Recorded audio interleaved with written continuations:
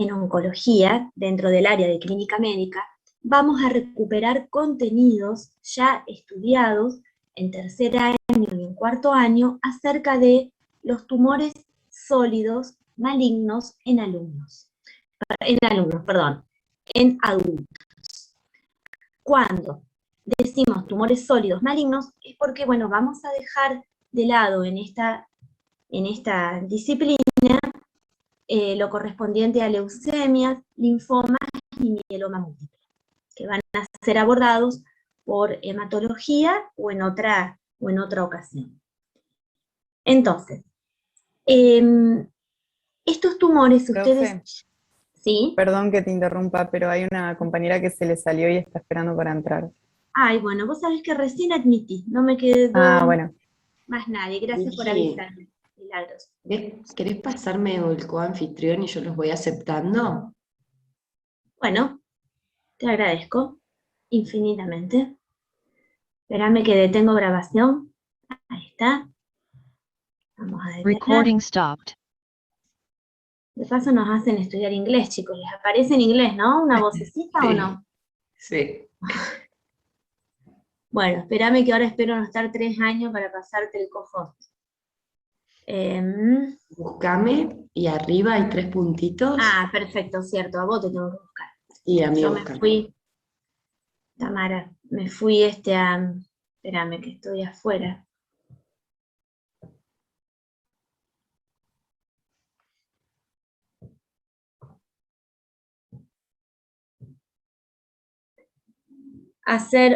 Convertir en coanfitrión, ¿sí? Gracias, Tamara. Ahí te paso. Listo. Bueno.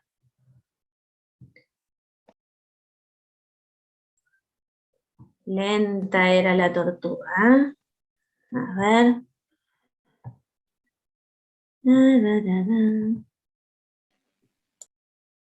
Acá estamos. Bueno, continúa.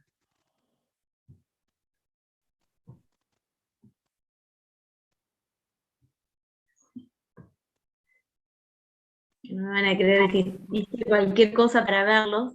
Entonces amplié la pantalla, ahora no me deja, ahí está, minimizar, ahí está.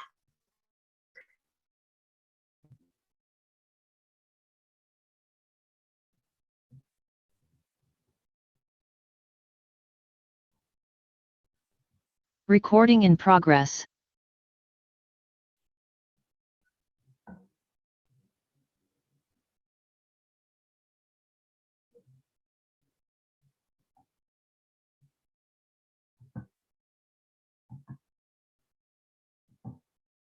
Bueno, comenzamos de nuevo. En esta tercera rotación, entonces, vamos a abordar los tumores sólidos malignos adultos, tema que ustedes ya tuvieron estudio y conocimiento a partir de tercer año, también en cuarto año, cuando rotaron por las especialidades, y ahora, en estas 2 rotaciones y en esta tercera rotación, según las especialidades que han rotado, también seguramente han tenido contacto con este tema. Cuando decimos tumores sólidos malignos, nos referimos a todos aquellos tumores en adultos, ¿sí?, que no incluyan linfoma, leucemia y mieloma. ¿Qué es lo que vamos a incorporar como nuevo? Que quizás lo han estudiado, pero no en profundidad. El abordaje terapéutico, y un poco más profundizar acerca de la estadificación de estos tumores. Entonces, primera pregunta que nos podemos hacer es, ¿de dónde estudiar estos temas? La primera recomendación es poder estudiarlo ahora, en quinto año, de la bibliografía recomendada con respecto a los libros de medicina interna que ustedes tienen. Puede ser Farreras, puede ser Harrison. Ahí sí, deteniéndose ustedes cuando llega el abordaje terapéutico, es decir, el tratamiento del tumor, ahí sí les pido que incorporen lo que vamos a transmitirles en estos webinarios, más lo que vamos a transmitirles en los talleres que estamos teniendo por rotación, como los dos de ayer, con rotación D y rotación B. Con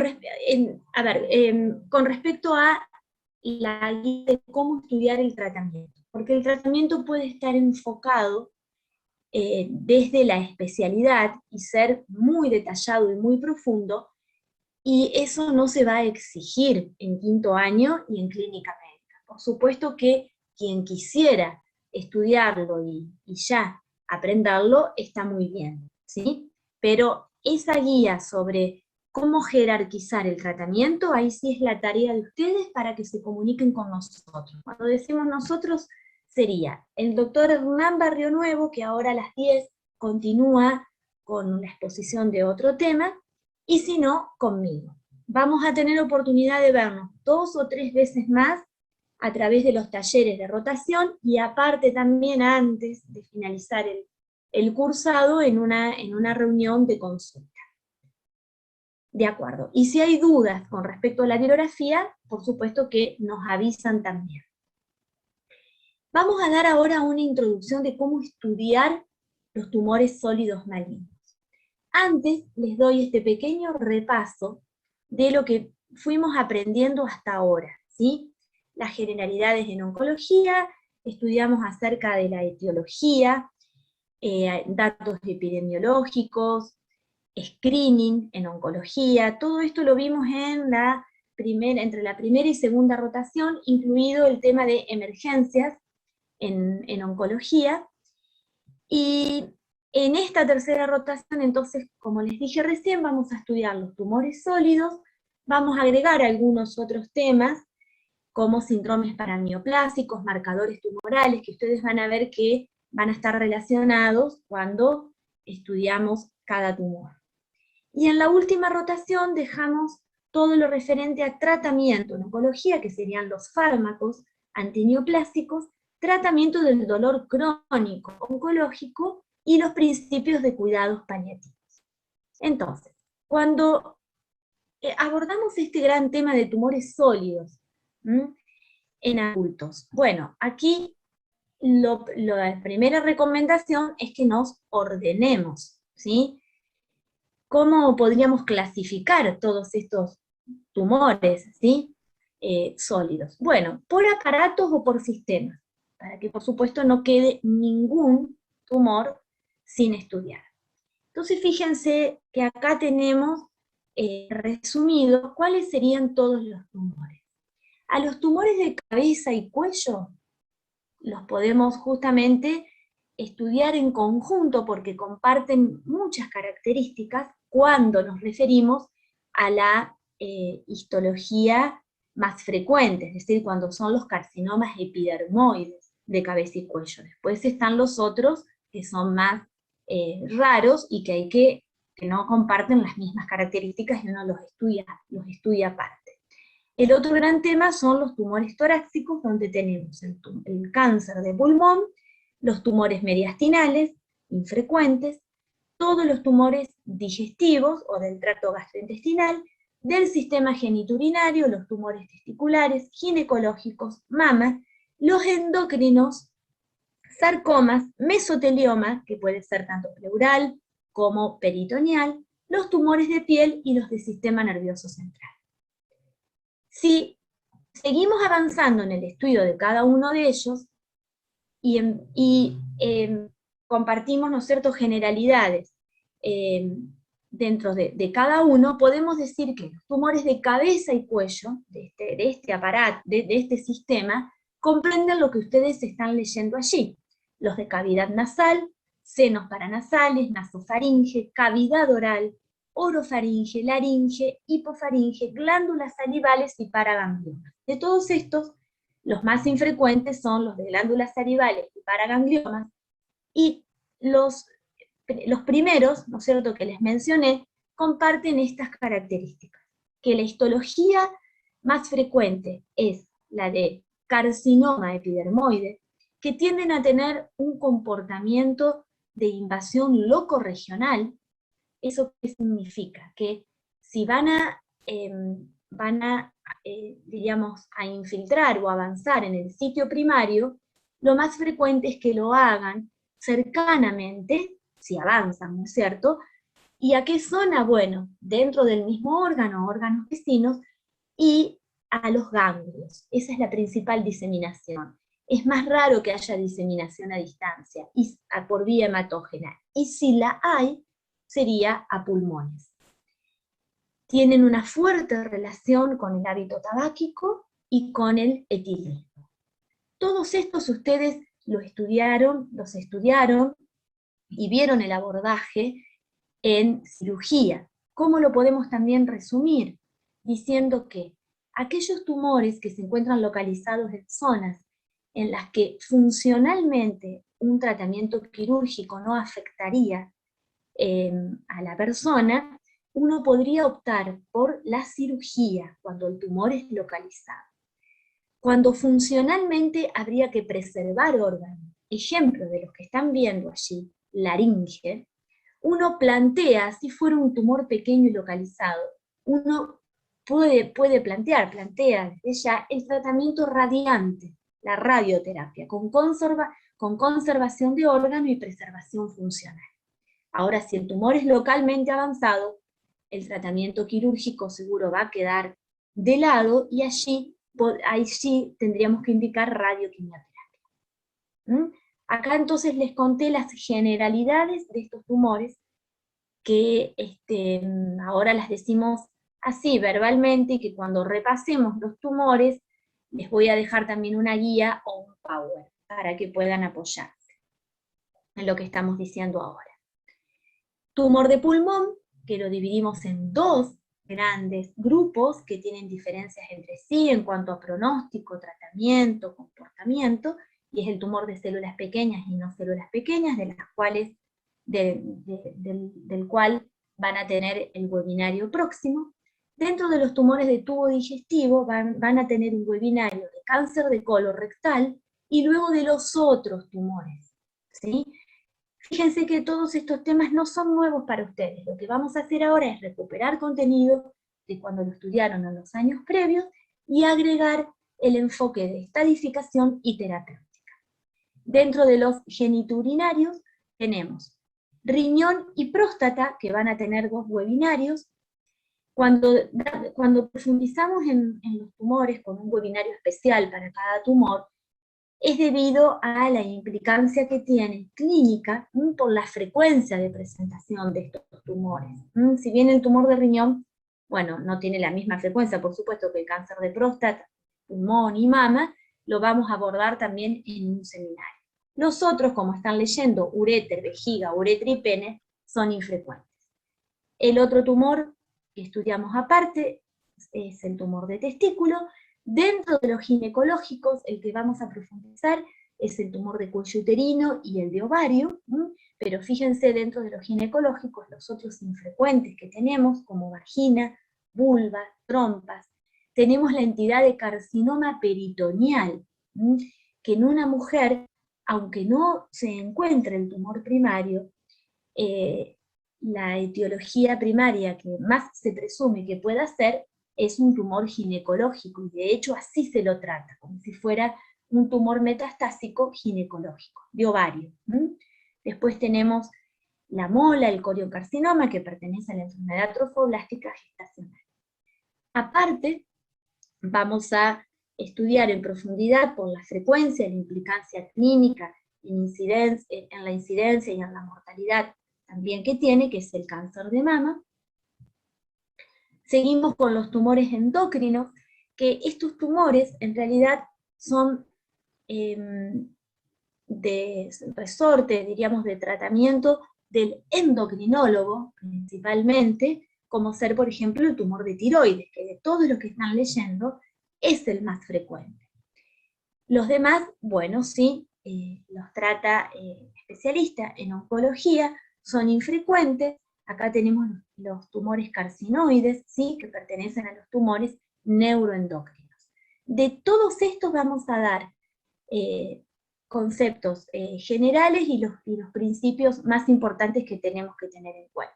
También de sarcomas, que tenemos los de partes blandas y óseos, los de piel, que estos seguramente ustedes tienen más contacto y conocimiento también por por la frecuencia, por la rotación en dermatología donde se toca este tema, y que sería el carcinoma vasocelular y epidermoide, que tiene un comportamiento, pronóstico, tratamiento completamente distinto al melanoma, que a su vez tenemos el melanoma cutáneo y el melanoma de coroides, infrecuente, este último, ¿sí? Y que sería, bueno, dentro de la patología ocular, la maligna que podría presentarse. Dentro de los tumores del sistema nervioso, la clasificación que se utiliza es histológica según el origen celular dentro del sistema nervioso. Ahí ustedes están viendo la clasificación. Aquí también vamos a estudiar luego las generalidades y cuáles son los principios más importantes a tener en cuenta. No es tema de esta rotación, pero recordemos cuáles son los tumores más frecuentes, malignos, sólidos en los niños. Allí están viendo el tumor de Wilms, el neuroblastoma, retinoblastoma, rabdomiosarcoma, sarcomas de Ewing, y los tumores del tejido neuroectodérmico, los tumores hepáticos primarios y los germinales. Fíjense que completamente distintos a aquellos tumores que se presentan en adultos. ¿Cómo estudiamos cada tumor maligno de cada sistema? Y aquí les doy esta recomendación.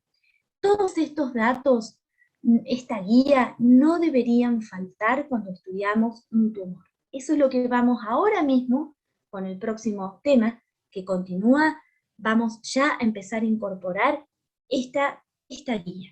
Fíjense, de cada tumor conocer un dato epidemiológico. ¿Qué significa esto? ¿Valores absolutos? No, pero sí saber, si estoy estudiando cáncer de próstata, bueno, un dato en incidencia, en mortalidad, ¿qué lugar ocupa como causa de muerte por tumores? En cuanto a la prevalencia, ¿sí? Es decir, un dato epidemiológico, si hay algún dato importante en cuanto a la región o la zona de mayor frecuencia de presentación, también. Cuando hablamos de etiología, ya bien estudiamos en la primera rotación que la etiología de un tumor maligno es multifactorial. Entonces, primero, decir que no existe un factor etiológico único sería la primera afirmación. Pero dentro de esa etiología multifactorial hay justamente factores que se los relacionó fuertemente en el desarrollo del tumor, sea tabaquismo, etilismo, algunas infecciones virales, antecedentes hereditarios, en algunos tumores pesan más. Entonces, un dato acerca de los factores etiológicos también. También preguntamos si hay algún factor patogénico importante, es decir, esto está relacionado con la etiología, también la etiopatogenia, podríamos unir en la evolución de ese tumor, si hay algún factor, ¿no es cierto?, que influya para el desarrollo de ese tumor. Bueno, saberlo, ¿no es cierto?, porque formaría parte de la etiopatogenia del tumor. ¿Cuál es la anatomía patológica más frecuente de ese tumor? Y ahí se desprende una segunda pregunta. ¿Cuál es la más frecuente y cuáles serían las menos frecuentes? Para eso volvemos al capítulo de neoplasias, volvemos al tercer año, en donde recordamos que si estamos parados en un órgano y tenemos una malignidad en ese órgano, ejemplo, colon, bueno, sabemos que la etiología más frecuente es el adenocarcinoma, su origen, ¿no es cierto?, epitelial, pero también sabemos que hay otras células, otros tejidos, y el conocer cuáles son las otras posibilidades de malignidad en ese órgano es importante, aunque sea infrecuente. Tenemos que saber que puede haber un leiomyosarcoma, que puede haber un tumor GIST del estroma gastrointestinal. Entonces, eso también nos vamos a preguntar cuando estudiamos cada tumor. Luego, las manifestaciones clínicas. Y aquí vamos a tratar de razonar para no olvidarnos de ninguna, pensar, bueno, ese tumor, si se manifiesta clínicamente, ¿cómo podríamos detectarlo? Y bueno, puede ser que sea por datos del propio tumor, es decir, del sitio primario, o puede ser que sea porque avanzó ese tumor cerca, y ahí hablaríamos de manifestación locorregional, que puede ser, por ejemplo, o un compromiso por compresión de órgano vecino o compromiso ganglionar, puede ser que sea por enfermedad metastásica a distancia, o puede ser que sea por un síndrome paraneoplásico, manifestaciones no metastásicas. Y acá también podríamos agregar, vamos a agregar que puede ser que un tumor no se manifieste clínicamente y que sea un hallazgo por un estudio o justamente una pesquisa, una detección precoz por un método de screening. Fíjense cómo ampliamos acá las posibilidades, y esto es importante tenerlo en cuenta porque cuando estamos frente al paciente en el momento del examen físico, del interrogatorio, puede ser, ¿no es cierto?, que uno pesquise la presencia de un tumor. ¿Cómo se realiza el diagnóstico de ese tumor? Y ahí sí nos tenemos que preguntar si tuviéramos que tomar una biopsia, ¿cuál sería esa biopsia? ¿Sí? Y cómo estadificamos el tumor. Esta palabra estadificación implica conocer la biología del tumor. Porque si voy a estadificar necesito datos del tumor, datos del N, de los ganglios, y del M, es decir, para basarnos en la estadificación más utilizada, que es la del TNM. Entonces tengo que conocer que si voy a estudiar el M, y bueno, tengo que saber cuáles son los sitios metastásicos más frecuentes de ese tumor, porque entonces sí o sí voy a pedir exámenes de imágenes, que incluyan esa posibilidad de afectación de esos órganos, en los que tiene mayor apetencia o mayor predisposición a dar metástasis. Conocer algún factor pronóstico, a veces existen, otras veces no. Un factor pronóstico en contra, ¿no es cierto?, malo de ese tumor. Decir, por ejemplo, un tumor de pulmón en el que el paciente se presenta con afectación del estado general, con hiporexia, fatiga, astenia, y es un factor pronóstico en contra.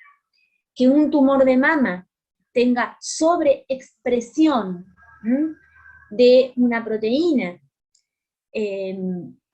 perteneciente a la familia de los receptores epidérmicos celulares, y es un factor pronóstico en contra, si está sobreexpresado, ¿sí?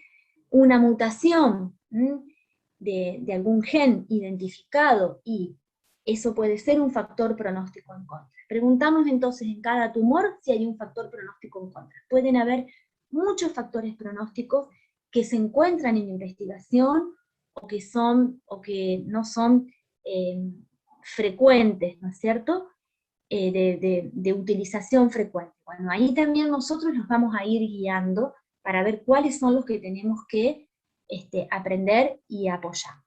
Y luego los principios generales de tratamiento.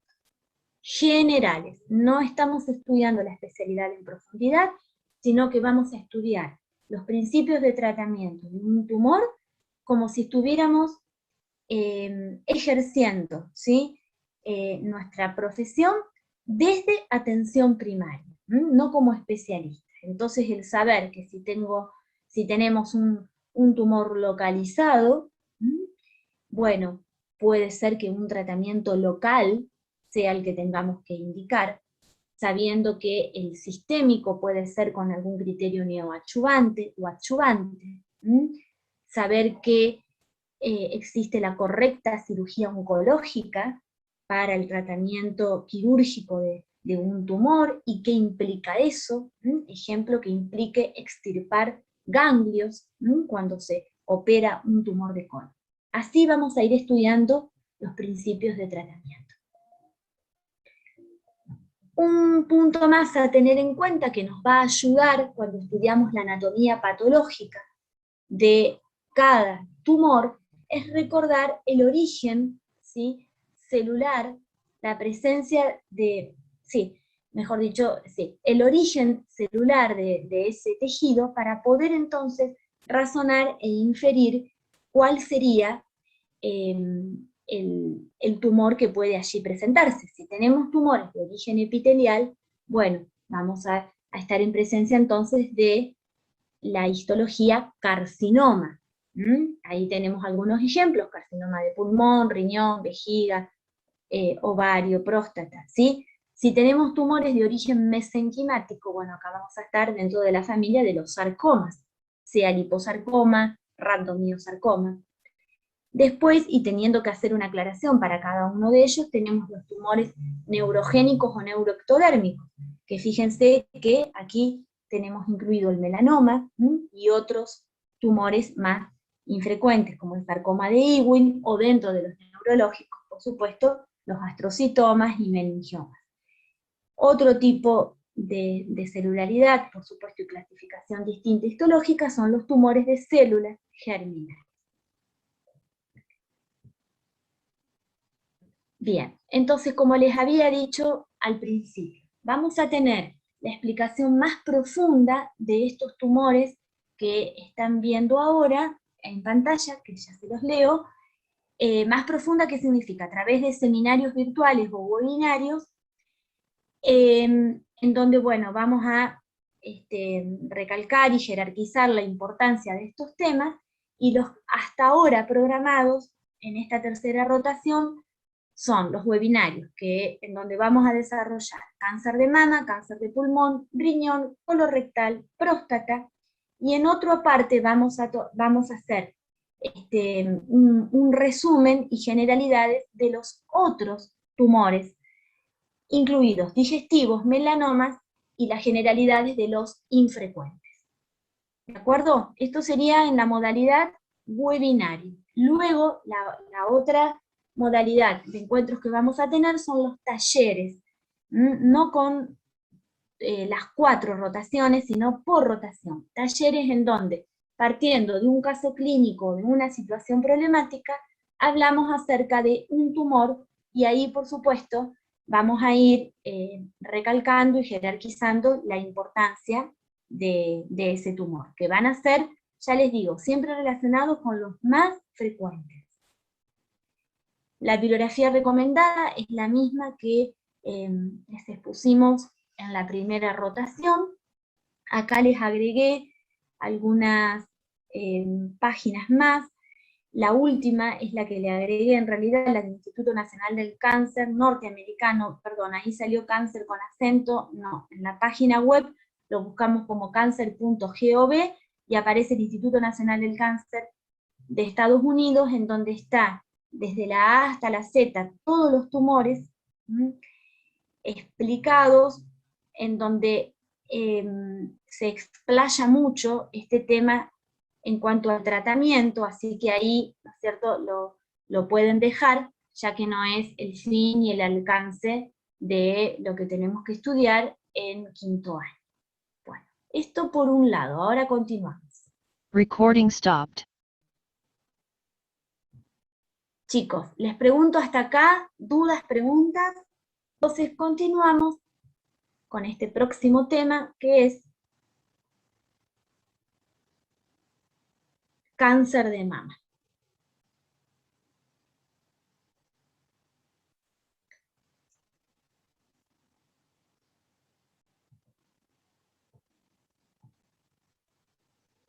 Muy bien.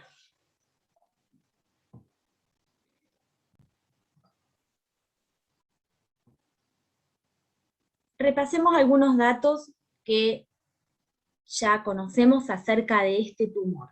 Primero, es el tumor más frecuente en las mujeres. Ahí estamos hablando de prevalencia e incidencia. 1 de cada 4 mujeres presenta cáncer de mama.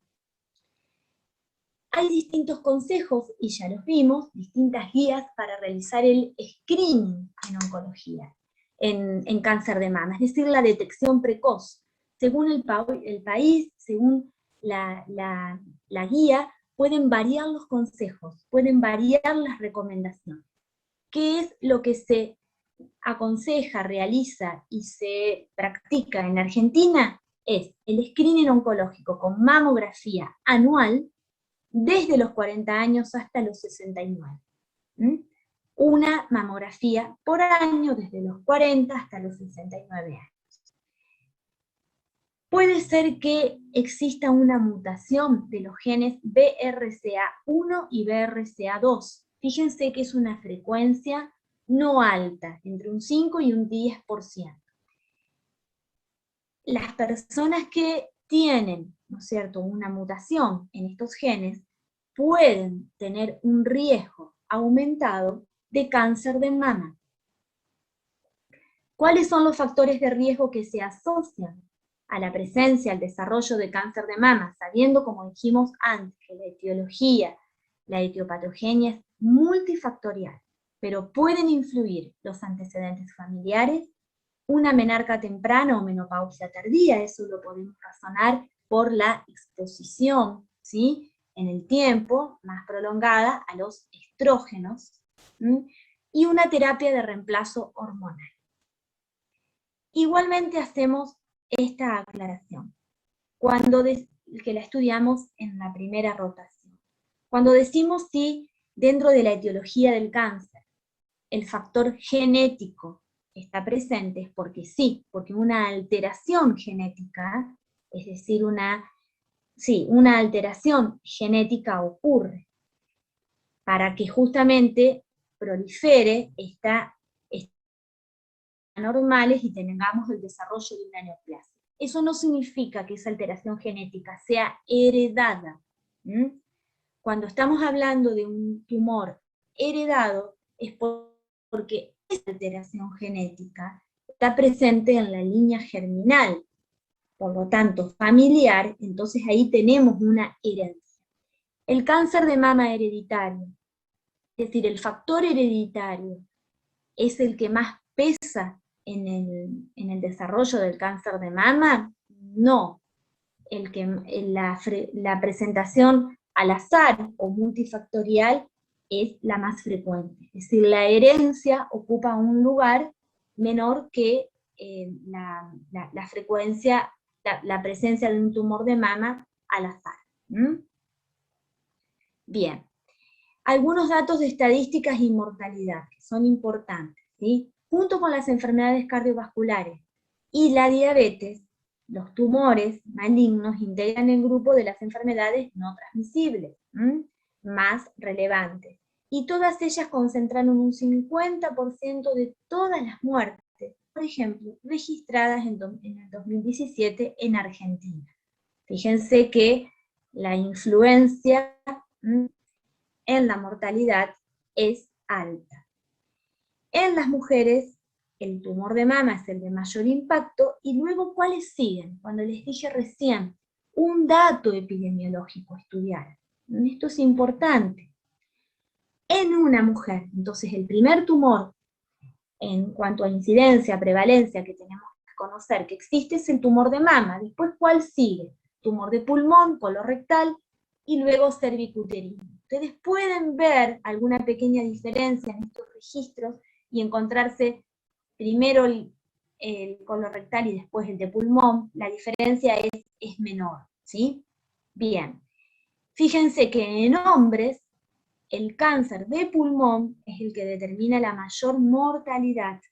Luego sigue el cáncer colorectal. Fíjense que no es el de próstata, que es el tumor más frecuente en hombres. Bien, acá vemos este cuadro, que ya lo tienen, también lo vimos en la primera rotación. Fíjense que si vamos a mujeres, tumor de mama, fíjense el lugar que ocupa, acá tenemos según incidencia, ¿sí?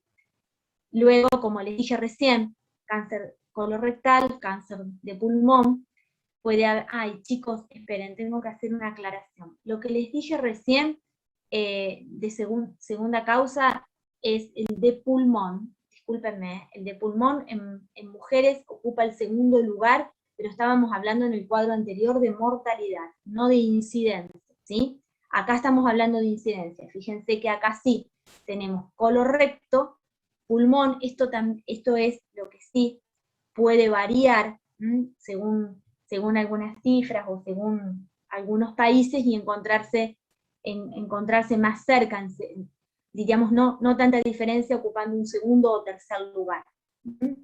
Recién les dije que colon y recto y pulmón, según las series, en incidencia pueden encontrarse parecidos, ¿sí? Se los afirmo ahora, pero en cuanto a mortalidad, tenemos que, primero, tenemos el cáncer de pulmón, y luego el cáncer colorectal.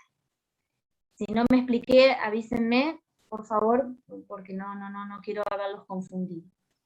Bien. No, Virgi, se entendió. Se entendió, mil gracias. Bueno, ahí tenemos otras cifras, por supuesto que acá tenemos en ambos sexos, y si no en varones. Obvio que acá tenemos próstata en incidencia, luego sigue colon recto y pulmón, fíjense, y acá sí hay una mayor diferencia en incidencia en cáncer colorectal en mujeres. Bueno, pasemos al otro punto. ¿Cómo se realiza el diagnóstico de un tumor de mama? Bueno, vamos a basarnos en estos 3 elementos importantes: examen físico, imágenes, biopsia, ¿sí? Sobre estos 3 vamos a hablar ahora, y vamos a profundizar en estos 3 apartados. Cuando hacemos la evaluación clínica, en la consulta inicial, bueno, el paciente puede venir directamente, puede acudir directamente ya con la biopsia, o no. Puede consultar con una por una lesión de mama, o puede ser que venga para un control y chequeo, para screening. Entonces, la evaluación en la consulta inicial debería estar basada en que podamos armar, ¿no es cierto?, un perfil de riesgo ante la presencia de un tumor de mama, ver cuál es nuestro grado de sospecha de que pueda tener un tumor de mama, y luego, por supuesto, pasos de actuación o estrategia de actuación. Entonces, en la historia clínica, y si ustedes toman una historia clínica del oncólogo, ahí veríamos que, aparte del motivo de consulta, el tiempo de evolución de la lesión, ¿sí?, y los síntomas y signos, vamos a recabar todos los datos personales, antecedentes, padres, hermanos, abuelos, tíos. Bien. Los antecedentes personales, ¿sí?, bueno, son muy, muy importantes a tener en cuenta, y acá vamos a repasar lo que es un factor de riesgo, ¿sí? Es una característica cuya presencia lleva a que aumente la incidencia de una enfermedad. Esta es un recordatorio de una definición clara y sencilla, ¿sí? Entonces, está bien, como decíamos recién, poder estimar el riesgo que tiene ese paciente de desarrollar un tumor de mama. Para eso, bueno, sabemos que el sexo en este tumor es importantísimo, desde ya pesa mucho, porque es el tumor más frecuente en las mujeres, porque en hombres menos del 1% se puede presentar. La edad también es un factor de riesgo importante, es rarísimo que aparezcan mujeres menores de 30 años, y fíjense que alrededor de los 57,7 años, más menos 13, sería la media de edad que se vio en Argentina en cuanto a la presentación de cáncer de mama, ¿sí? Va aumentando con la edad, luego tiene una meseta, entonces podríamos decir 55 años más o menos, bueno, pensemos en cáncer de mama. Por supuesto que si la paciente tiene 29 años, tiene 32 años y tiene una lesión sospechosa, no me voy a basar en que no es frecuente que se presente un tumor de mama a esa edad. Se estudiará, por supuesto, correctamente a la paciente. En la historia familiar tenemos que indagar todo antecedente oncológico, como les dije recién, principalmente de cáncer de mama u ovario, tanto en madres como en padres. Bien. Podemos magnificar, podemos evaluar una aproximación, podemos, al evaluar estos factores de riesgo, inferir una magnitud, ¿no es cierto?, de riesgo leve, moderado o alto, teniendo en cuenta estos factores. Por ejemplo, una menarca precoz, una menopausia tardía, la nulliparidad, primiparidad tardía, si la paciente recibió terapia de reemplazo hormonal, obesidad, alcohol, tabaquismo, enfermedades proliferativas de la mama. Todos estos factores, ¿no es cierto?, influyen y podrían estar incluidos como factores de riesgo leve, ¿sí? Ya el antecedente familiar de cáncer de mama u ovario, el antecedente personal, que la mujer haya tenido un tumor de mama hace unos años, que haya alta densidad mamaria, que haya recibido radioterapia en menores de 30 años. ¿Qué situación puede ser? Bueno, en un tumor frecuente en jóvenes, como los linfomas, que haya recibido radioterapia en el mediastino, ¿sí? Y ya un riesgo alto, fíjense, que es cuando tenemos la presencia de una mutación. Cuando tenemos 2 familiares de primer grado con cáncer de mama u ovario, o si la persona tuvo un cáncer lobulillar in situ o ductal in situ, o si se ha biopsiado y diagnosticado una hiperplasia ductal atípica o lobulillar atípica. Acá en esta diapositiva ya lo voy a arreglar, falta la palabra antecedente familiar. Bien, esto se los dejo para que después lo profundicen ustedes, que son los pasos del examen físico. Importantísimo, si estuviéramos en un consultorio de oncología, veríamos que, o de ginecología, que a la paciente la revisaríamos así. Primero, por supuesto, con el tórax descubierto desde ya, primero sentada, luego acostada, y también semiacostada, es decir, lateralizada, hacia ambos lados, estando a 45 grados, ¿sí? Para que la mama caiga un poco y pueda favorecerse la revisación. Realizamos la inspección, fíjense cómo debemos inspeccionar correctamente la piel, buscando, ¿no es cierto?, probables signos de obstrucción linfática, como puede ocurrir en el carcinoma inflamatorio, que es cuando tenemos compromiso de la piel, que haya, ¿no es cierto?, alteraciones en los pezones y que estemos en presencia de una enfermedad de Paget. Vamos a pedirle que levante los brazos a la paciente y que coloque sus manos en la cintura o en la cadera. Le podemos pedir ahí que contraiga los pectorales para ver si vemos alguna lesión que pueda contactar con la parte muscular, con la aponeurosis. Luego realizamos la palpación, no olvidarnos de revisar las fosas supraclaviculares, siempre, por supuesto, ambas axilas, la mama que no presenta la lesión también, siempre acuérdense, con todo nuestro pulpejo de la mano, diríamos, no con el borde del dedo o con la uña, y como explica ahí, ¿no es cierto?, como pellizcando, no, bien sería a pulpejo lleno, aunque no existe esa expresión, pero palpando bien, que pueda profundizar esa palpación y obtener la mayoría de los datos. Lo que les explicaba, también la paciente acostada a 45 grados, tanto a derecha o a izquierda, y estando acostada en decúbito dorsal, los brazos relajados a los lados, después en la nuca, ¿sí? Y ahí vamos palpando todos los cuadrantes de la mama, la región central, y recién yo les dije a dedo lleno, es a mano llena, cuando estoy, ¿no es cierto?, revisando toda la mama. ¿Cuáles pueden ser las manifestaciones clínicas de un tumor? Recién lo dijimos a modo de generalidad cuando estudiamos cada tumor. Fíjense, podemos tener las manifestaciones de la propia lesión de la mama, del tumor primario.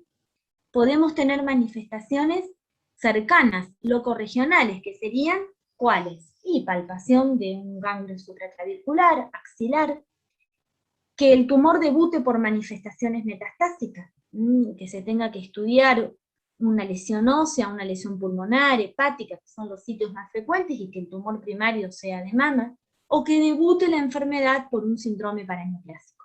Dentro del síndrome paraneoplásico podemos incluir el que ya tan frecuentemente ustedes conocen, que es la afectación general del paciente, como ser, por ejemplo, pérdida de peso, es decir, los síntomas generales, hiporexia, anorexia, fatiga, astenia. Con respecto a los estudios complementarios, me salió mal esos cuadritos en el Power, disculpen. Los estudios complementarios que se solicitan para diagnosticar un tumor de mama y para estadificar, acá tenemos todos. Primero, para estudiar la mama, bueno, por supuesto, vamos a partir de ecografía, y mamografía. Fíjense que la ecografía es mamaria y axilar. Para estudiar a distancia ese tumor de mama, qué afectación pudo tener, voy a pedir una TAC de tórax, abdomen y pelvis, y un centellograma óseo total. Acá aclaramos, si hay alguna lesión que no se puede caracterizar en estos estudios, uno puede pedir otro estudio más complejo, que pueda dar más datos, más información, como ser una tomografía por emisión de positrones corporal total, que es el PET, o pedir una resonancia. Y por supuesto, si la paciente tuviera síntomas neurológicos, pedimos una resonancia de cerebro. Si no hay síntomas, no sería obligatorio pedirlo, salvo en algunas histologías agresivas, en algunas histologías en las que el compromiso cerebral no es infrecuente. Entonces, atención acá, chicos. Saber que pedimos una TAC de tórax y abdomen cuando tenemos el diagnóstico de un cáncer de mama es para justamente estudiar si no hay compromiso pulmonar y hepático, sitios metastásicos que pueden estar afectados. Y pedimos un centellograma óseo total, porque también el chequeo óseo debemos realizarlo, porque el sistema óseo es otro sitio metastásico frecuente. Esto es fino, se los muestro nada más, pero esto es fino y propio de la especialidad. ¿Pero siempre pedimos una resonancia de mama? No. En algunos casos, sepamos esto, ahí les menciono cuáles son los casos, ¿sí? Pero no es obligatorio pedirlo. Si la paciente va a realizar tratamiento de quimioterapia neoadyuvante, como les estoy marcando acá, sí pedimos una resonancia previa. Fíjense que en algunas otras situaciones, en tumores lobulillares, si es un tumor multifocal, si hay implantes mamarios, cuando no es concluyente la evaluación de una imagen que se pidió por ecografía y mamografía. Bien, ¿se acuerdan? Seguimos con el estudio de este tumor y se acuerdan el otro apartado, el otro punto que teníamos que analizar, que es la anatomía patológica. La anatomía patológica confirma el diagnóstico, ya lo estudiamos. La biopsia es necesaria, por más que en la mamografía veamos una imagen sospechosa, de un tumor maligno, por más que tengamos nódulos hepáticos y digamos, bueno, acá hay una tumoración de mama y tengo nódulos pulmonares o hepáticos, necesitamos la biopsia. Va a confirmar el diagnóstico, ¿sí? ¿Cuáles son los tipos histológicos más frecuentes? Bueno, el carcinoma infiltrante, esto es una expresión en inglés que así lo van a ver en una biopsia, NST, que significa, la traducción es, no hay otra especificación. No hay otra especificación, ¿sí? No lo pronuncio en inglés porque me cuesta pronunciarlo, y ahora lo van a ver en la otra diapositiva escrito. Y fíjense que ocupa la histología más frecuente, la NST, no otra especificación infiltrante, eso es lo que significa, que no tiene otra clasificación específica, el carcinoma lobulillar, y después tenemos otros muchos más infrecuentes, como el mixto y el micropapilar. Fíjense que si tenemos varias lesiones en una mama, todas deben ser biopsiadas, ¿sí? Y tenemos a su vez subtipos histológicos favorables.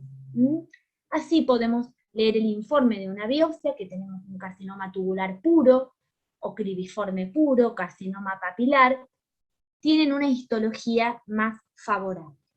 Ahora, si el paciente, esto es fino y de la especialidad, pero los informo igual, si el paciente necesita hacer tratamiento de quimioterapia primero, es decir, tenemos el nódulo de mama y no se va a operar, sino que primero va a hacer quimio, por supuesto que necesitamos la biopsia de la mama y también la biopsia del ganglio, si es clínicamente positivo, si lo palpamos. todo este estudio de anatomía patológica luego pasa al estudio de inmunohistoquímica. Ustedes en tercer año estudiaron las técnicas patológicas de inmunohistoquímica, que son aquellas, ¿no es cierto?, que implican que se dosen distintos marcadores, receptores, proteínas, sobre la biopsia, en la biopsia. Los datos de inmunohistoquímica en mama que tenemos que saber que se solicitan son los receptores de estrógeno, el dosaje de receptores de estrógeno, el dosaje de receptores de progesterona, acá lo tenemos en inglés, el dosaje del HER2-Neu, que es una proteína que puede estar sobreexpresada, acá está negativa, acá es positiva. Cuando es positiva es porque está sobreexpresada en esas células tumorales, y es una proteína perteneciente a los receptores de crecimiento epidérmico humano, ¿sí? A los factores de crecimiento epidérmico humano, ¿sí? Son receptores que tienen distintas funciones a nivel celular. Entonces, fíjense, hace 20 años atrás no existía la clasificación, chicos, ¿sí? Hoy por hoy, esta clasificación de cáncer de mama, basado en la inmunohistoquímica, basado en datos moleculares, hace que uno, cuando clasifica cáncer de mama, no alcanza a decir es un lobulillar o un infiltrante NST. No, necesito saber si los receptores de estrógeno son positivos, los de progesterona son positivos, y el HER es negativo. Este es un grupo tumoral que se llama luminal A, que es distinto al luminal B, que tiene receptor de estrógeno positivo, HER2-Neu negativo también, pero tiene receptor de progesterona bajo o negativo, ¿sí? Entonces tenemos un luminal B HER negativo, o podemos tener un luminal B HER positivo. Paréntesis. ¿Esto hay que saberlo de memoria en quinto año? No. ¿Qué es lo que tenemos que saber? Que existe una clasificación biomolecular basada en datos de la inmunohistoquímica, y que justamente se los agrupa, se los clasifica en estos 4 tipos de tumor de mama, porque cada uno de ellos tiene un pronóstico y un tratamiento distinto. ¿Está? Es decir, los clasificamos así porque esta clasificación va a influir en inferir pronóstico a futuro, eso va a ser hipotético, y decidir tratamiento. A esta parte que tiene un cáncer de mama luminal A o luminal B, sabemos que un tratamiento hormonal le podemos indicar. ¿Por qué? Porque tiene receptores de estrógeno positivos, ¿sí? A esta paciente que tiene receptores de estrógeno y progesterona negativos, y una sobreexpresión del HER2-Neu, por eso es HER2-Neu positivo, no se le va a indicar tratamiento hormonal nunca. Sí o sí va a hacer quimioterapia y una terapia anti-HER. Y pertenece al grupo de cáncer de mama que se llama HER2. Y el cáncer de mama triple negativo significa que tanto el receptor de estrógeno... ¿Perdón? No, que digo el peorcito, el triple negativo. El cáncer de mama triple negativo, así es, Doc, tiene los 3 receptores negativos y tiene un pronóstico, sí, peor, distinto a estos. Ojo cuando hablamos de pronóstico, porque también tenemos que saber de qué estadio estamos hablando. Podemos tener un tumor de mama luminal A, estadio 4, con metástasis en sistema nervioso central, ósea, hepática con falla funcional, y el pronóstico va a ser mucho peor que un tumor triple negativo, que mide 1 centímetro, axila negativa, y que bueno, a futuro puede tener desde ya un pronóstico peor, ¿sí? Pero, o sea, siempre tenemos que ver todo, ¿sí? Pero sí, tienen peor pronóstico en cuanto al comportamiento los tumores triples negativos que los que tienen receptores hormonales positivos. A su vez, el HER2 sobreexpresado, como decimos, ¿no es cierto?, siempre, es que tiene en contra el pronóstico adverso por esa probabilidad de enfermedad metastásica a distancia, por ser HER2 positivo.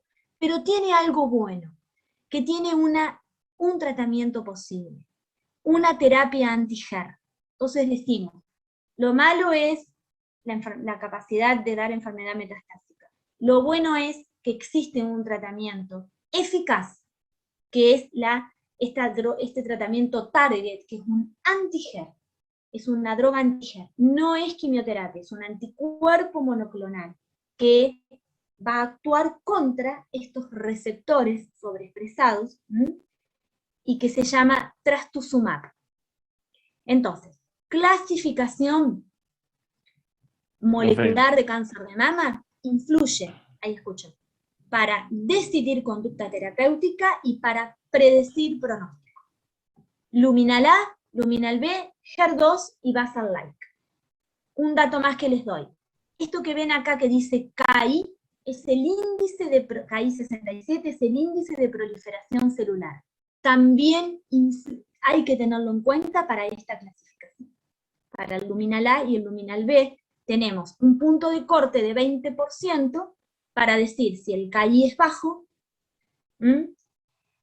decimos KI bajo, como tenemos en el luminal A, y tenemos un KI alto, como es en el luminal B.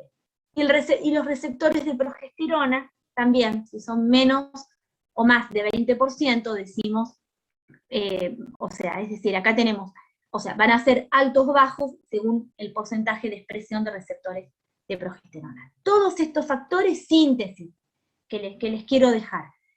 Cuando decimos cáncer de mama, ¿importa el diagnóstico histológico, la anatomía patológica? ¿Eso solo alcanza? No. Debemos realizar esta clasificación molecular para que pueda influenciar en la decisión terapéutica y también inferir pronóstico. Entonces ahí, teniendo en cuenta dosaje de receptor de estrógeno, de progesterona, índice de proliferación y HER2-neu, clasificamos a los tumores de mama en 4 grupos. Hasta ahí les pido que podamos saber. ¿Quién quería preguntar algo? No, yo Virginia sobre el K67, pero ya está, ya lo dijiste. Ah, gracias, Mauro, muy bien. Seguimos, ¿vamos hasta acá? Van a estudiar todos oncología ahora después de esta clase, ¿no? Ahí encima esto queda grabado. Bueno, perdón. No voy a tratar de contenerme con las bromas. Bueno, seguimos un poco más. Esto ya lo dijimos. Los subtipos más frecuentes es el carcinoma invasivo de mama, no other specification, al final lo dije en inglés, que sería no hay otra especificación, que es el NST, como lo dijimos antes, o NOS, que es el más frecuente, el lobulillar es menos frecuente. Hay otros subtipos más raros. Siempre tenemos que evaluar, como lo dijimos recién, no solamente la anatomía patológica estándar, sino derivar en inmunohistoquímica para dosar lo que explicamos recién. Esto no es obligatorio saberlo, pero fíjense, otro dato de la anatomía patológica que tiene un valor pronóstico en cáncer de mama triple negativo, esto es triple negativo breast cancer, y en el HER positivo, que es la presencia de linfocitos infiltrantes de tumores, así se llama, son los TILs. Entonces, cuando tenemos, ¿no es cierto?, estos linfocitos pueden predecir que el paciente puede tener una respuesta mejor a la quimioterapia. Un dato más, es para que veamos todos los factores y puntos que tenemos que tener en cuenta. Seguimos avanzando en el diagnóstico. Necesitamos los datos del examen físico, los estudios por imagen y la biopsia. ¿Sí? ¿Para qué? Para estadificar. La estadificación del cáncer de la mayoría de los tumores, aguárdenme un segundo. Ahora tengo a mano, esto.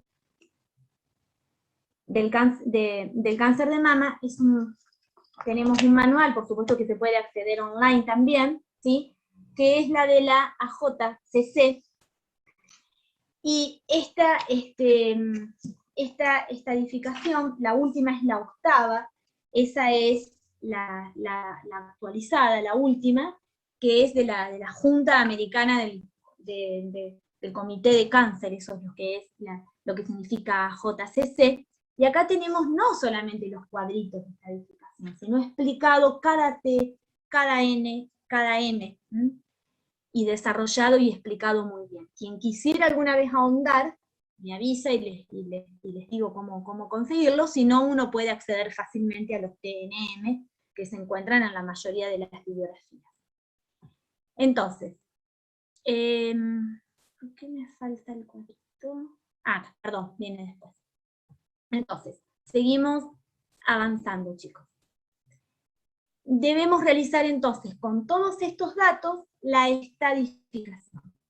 Entonces, fíjense, teniendo en cuenta examen clínico, imágenes, más confirmación por biopsia, volvemos a repetir, mamografía, ecografía, si es necesario resonancia, y aunque no haya síntomas, pedimos TAC y centellograma en paciente asintomática cuando voy a estadificar, y si hay síntomas, agrego el estudio de imagen del sistema correspondiente, y fíjense que hasta pueden haber dudas.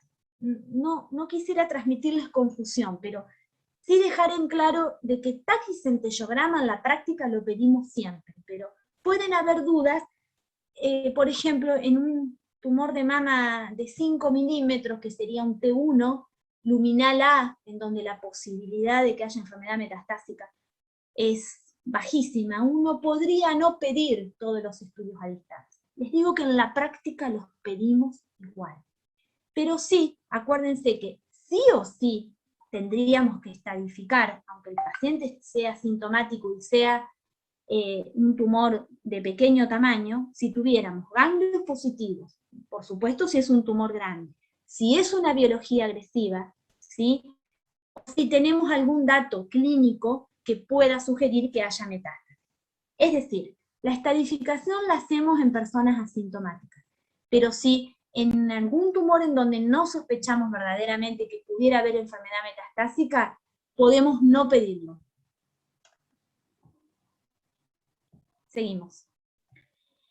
¿A quiénes tendríamos que ofrecer asesoramiento genético y estudiar si hay una posible mutación de la línea germinal BRCA1 y BRCA2? Si tenemos antecedentes familiares de cáncer de mama, ovario, páncreas o próstata, metastásico de alto grado, si esa persona tiene esos antecedentes. Si hay un diagnóstico de cáncer de mama antes de los 50 años, si hay un diagnóstico de tumor de mama triple negativo antes de los 60, y si hay antecedentes personales de cáncer de ovario o un segundo cáncer de mama, o en hombres. Ahí, a ver, esto es de resorte del especialista, pero ahí tendríamos que aconsejar a la persona que acuda a un asesoramiento genético. Se hace una evaluación profunda, se evalúa riesgo y se aconseja ver si hay que estudiar una probable mutación. Eso también sépanlo, lo que dijimos recién. Ahora, cuando estadificamos un tumor de mama, ya les dije, bueno, la fuente principal es esta de la JCC, pero acá les muestro una estadificación de esta otra página, que también la tienen en las referencias, que es Cancer Network Comprehensive, es el NCCN, donde por supuesto están todos los tumores, pero con guías de tratamiento, en realidad es más para el especialista en oncología. Entonces fíjense, un tumor de mama puede ser un TX cuando no podemos determinarlo, el tumor de mama, puede ser un T0 cuando no se encuentra el tumor primario, puede ser un TIS, que es un in situ, puede ser una enfermedad de Paget, que está dentro del in situ, o puede ser un T1, el T1 es el tumor de mama que mide menos de 2 centímetros. A su vez, ahí fíjense cómo lo dividimos. De 1 a 5 milímetros es T1A. De 5 milímetros a 10 milímetros es T1B. Y de 10 milímetros a 20 milímetros, que sería de 1 centímetro a 2 centímetros, T1C. Y ahí vamos avanzando con T2, T3, T4, es aquel que tiene cualquier tamaño, pero que se pudo haber extendido a la pared del tórax, o que comprometió piel. ¿De qué manera? Con ulceración o nódulos macroscópicos, o que tiene invasión tumoral en la dermis. Esto va a ser, ¿cómo va a ser evaluado? A través de una biopsia, el patólogo dirá invasión en la dermis. Luego vamos a buscar los datos del N, y acá vemos si no hay ganglios comprometidos, es un N0, si tenemos solamente en nivel 1, 2 de axila, ¿sí? Ahí vamos a tener un N1, ¿sí? Si tenemos, después esto se profundiza porque tenemos los datos de la presencia de micrometástasis, ¿sí? En donde se mide la metástasis ganglionar, fíjense qué complejidad y profundidad tiene. Acá les estoy dando un resumen. Estamos viendo acá un resumen. T1 es cuando es el tumor menor o igual a 2 centímetros, T2 de 2 a 5, T3 mayor de 5, T4 en la pared torácica o piel. N1, acá tenemos este resumen, es cuando tenemos uno o más ganglios linfáticos, a su vez tenemos el N1-Mi cuando tenemos micrometástasis, ¿sí? Y así vamos avanzando hasta que llegamos a estadificar, ¿sí? Teniendo un estadio 1, por ejemplo, cuando tenemos un T1 y un N-Mi microscópico. Ya pasamos a estadio 2 cuando ya tengo un ganglio macroscópicamente comprometido, ¿sí? Macroscópicamente no, perdón, histológicamente no hay micrometástasis, sino que hay metástasis ganglionar. Y ahí vamos avanzando en los estadios. ¿Tenemos que saber de memoria esta estadificación? No. Sí saber esto que les digo, que nos basamos en el tamaño tumoral, en la presencia de afectación ganglionar y en la presencia de enfermedad metastásica. Cuando tenemos estadio 4 de enfermedad es porque tenemos un M1, metástasis a distancia. Bien. Último tema, principios de tratamiento. ¿Qué debemos tener en cuenta? Recalcado y afirmado, para decidir un tratamiento. Fíjense la complejidad de esto y cuánto se necesita, ¿no es cierto? Bueno, estar formado en esta especialidad, ¿sí? Tener en cuenta el estadio del tumor, por supuesto, la biología molecular, que es la clasificación que vimos recién, en la que la terapéutica se va a indicar de acuerdo a los datos de la biología molecular, la edad de la persona, el estado menopáusico, por supuesto, porque existen hormonoterapias que pueden indicarse en mujeres posmenopáusicas, o si se va a indicar a menor edad, debe realizarse la castración, ¿sí? Sea quirúrgica o sea farmacológica, o también podría ser radiante, irradiando ovarios. Importa el estado general de la paciente, obvio, y la preferencia de la paciente. ¿Por qué decimos preferencia? Porque puede ser que tenga indicado realizar una quimioterapia adyuvante que da alopecia, y la paciente se niegue a recibir el tratamiento, o aunque no sea por el efecto colateral, porque no lo acepte, o una paciente que no quisiera que se le realice mastectomía, y quisiera conservar la mama, o al revés, teniendo indicación de cirugía conservadora, prefiera la mastectomía. Entonces todos estos factores influyen en la decisión del tratamiento. ¿Cuáles son los 3 tratamientos que se pueden indicar en un tumor de mama? 3. Cirugía, fármacos y radioterapia, ¿sí? Decir cuál es el tratamiento para cada situación implica el estudio profundo y la individualización de cada caso. Entonces, el principio general que vamos a estudiar aquí en quinto año es que estos tratamientos se van a indicar justamente teniendo en cuenta el estadio, la biología molecular, la edad, el estado menopáusico, el estado general y la preferencia de la paciente. ¿Sí? Si tenemos un tumor localizado, el tratamiento quirúrgico va a ser, por supuesto, el que va a dar la cura a esta enfermedad, agregado o no de una terapia sistémica, previa o después, ahí será quimioterapia neoadjuvante, o si es posterior a la cirugía, adjuvante, ¿sí? Puede ser que la indicación sea mastectomía, y puede ser que tengamos que estudiar el ganglio, puede ser no. La otra indicación es estudiar el ganglio centinela, siempre que estemos hablando de un tumor localizado. Puede ser que no haya necesidad de cirugía o ganglio centinela porque estamos hablando de un tumor avanzado o localmente avanzado. Entonces, el tratamiento quirúrgico frente a un tumor localizado va a ser cirugía conservadora o mastectomía y ganglio centinela.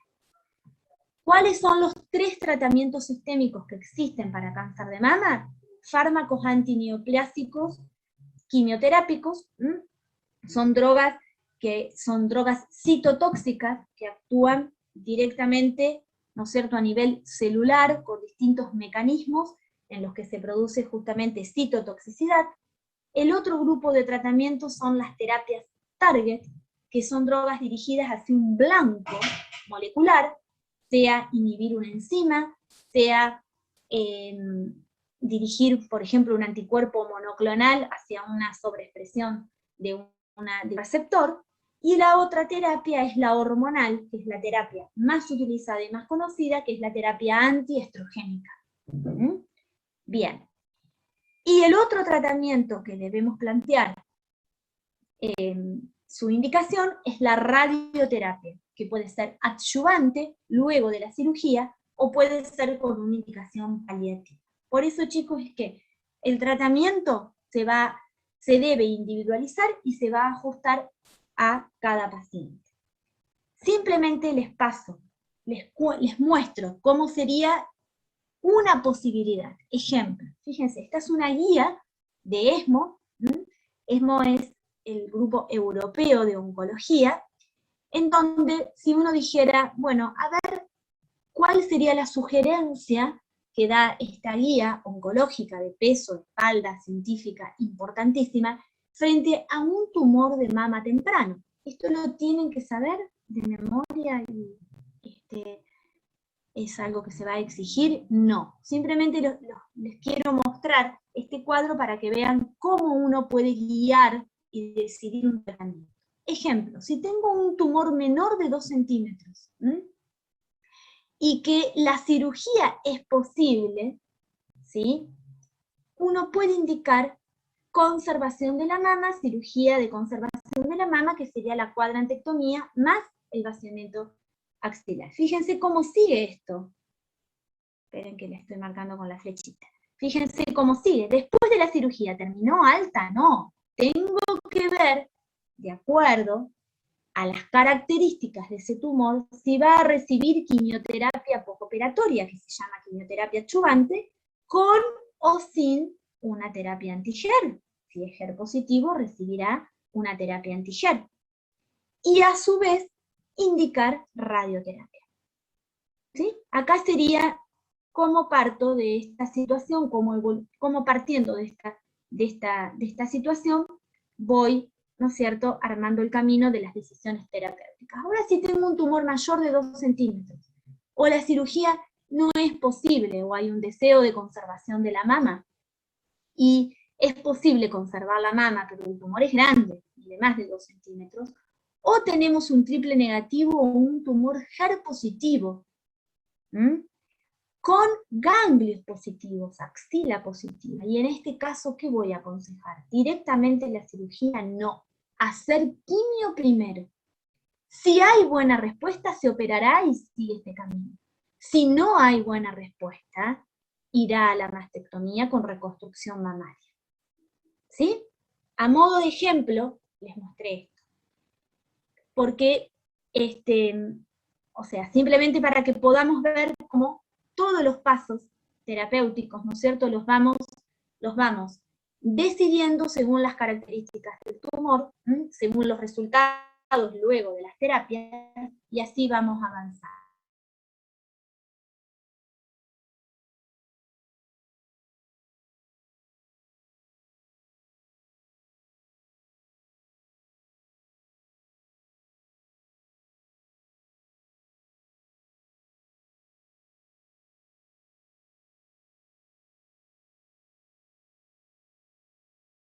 Realizar el vaciamiento ganglionar. Antes sí, se hacía siempre. Hoy no.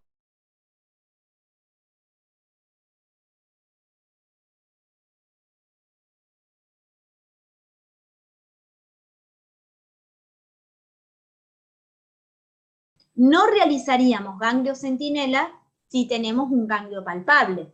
Sino que el ganglio centinela... ¿Cómo? No estás compartiendo. Ay, chicos, son... Ahora sí. Perfecto.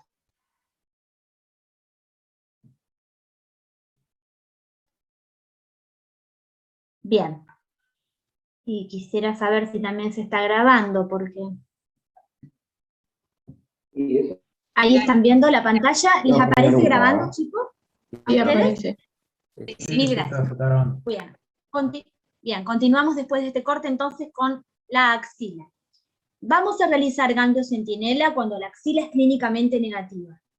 Si hay ganglio palpable, o sea, la axila es clínicamente positiva, voy a biopsiar esa axila antes de tomar una decisión, ¿sí? Es obligatorio realizar el vaciamiento ganglionar axilar.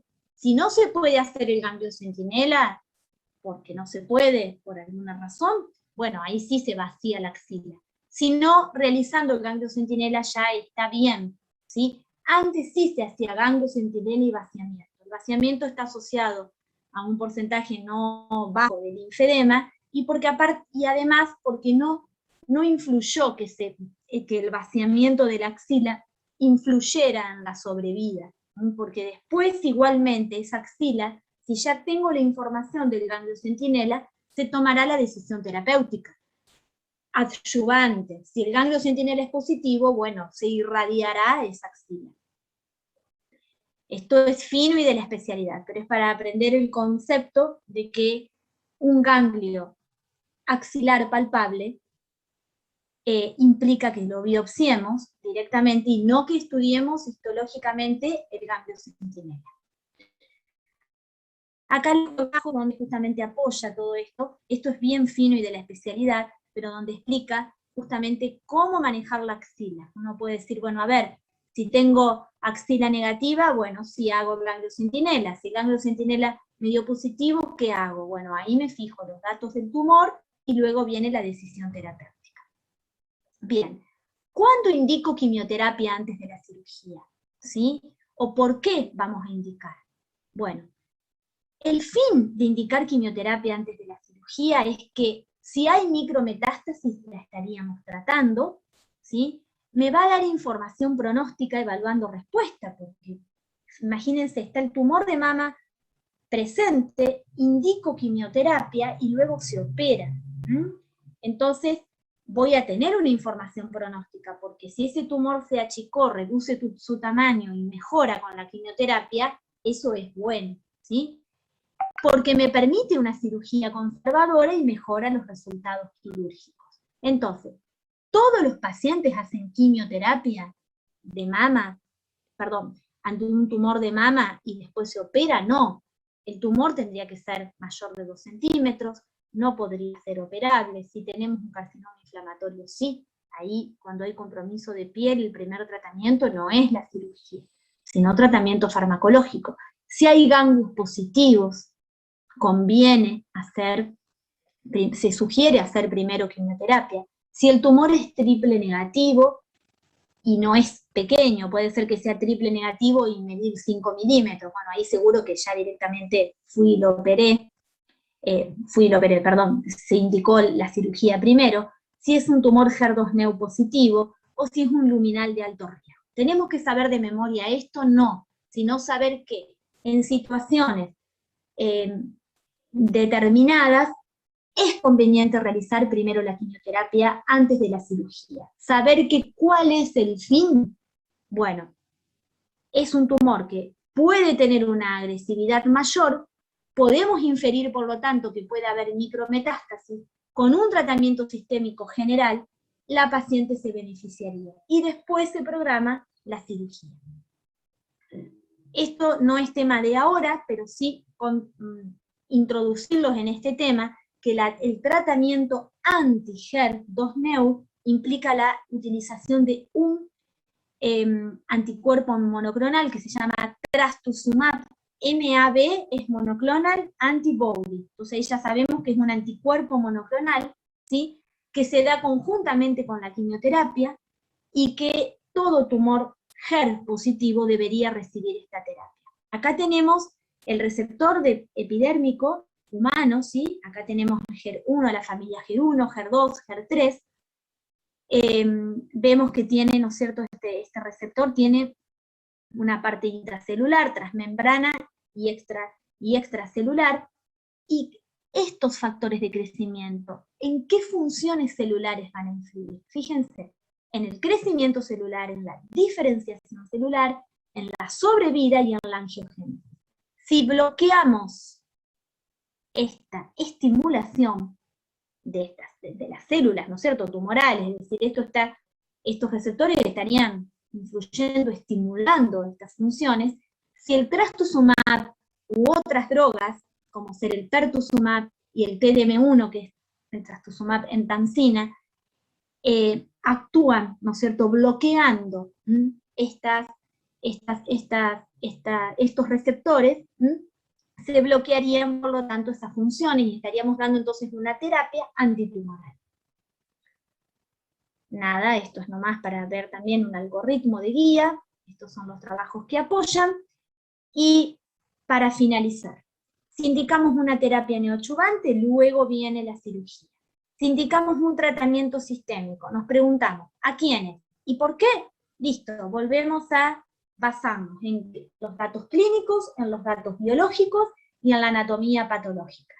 Vuelvo a ponerles el slide resumen, en donde teniendo en cuenta el estadio, la biología molecular, la edad, el estado menopáusico, el estado general y la preferencia de la paciente, se va a decidir cirugía, quimioterapia posterior u hormonoterapia posterior y radioterapia.